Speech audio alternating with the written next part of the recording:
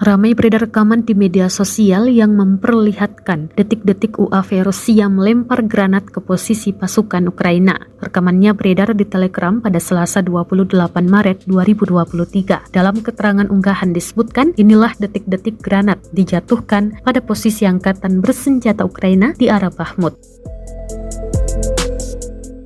Pasukan Ukraina dari jarak jauh merekam menggunakan kamera ponsel. Ledakan dahsyat dan kepulan asap tebal tampak jelas. Beruntung tak ada korban jiwa dalam penyerangan ini. Perang yang terjadi di antara pasukan militer Rusia dengan Ukraina hingga hari ini, Rabu 29 Maret 2023, telah berlangsung selama 399 hari. Konflik di antara negara bertetangga itu hingga kini masih berlanjut dan belum terlihat tanda-tanda untuk segera berakhir.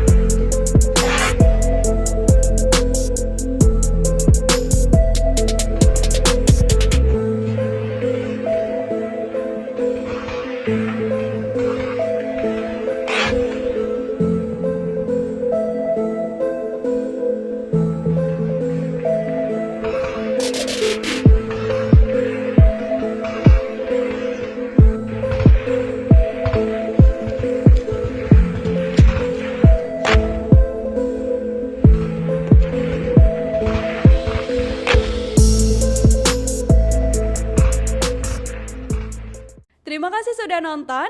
Jangan lupa like, subscribe, dan share ya.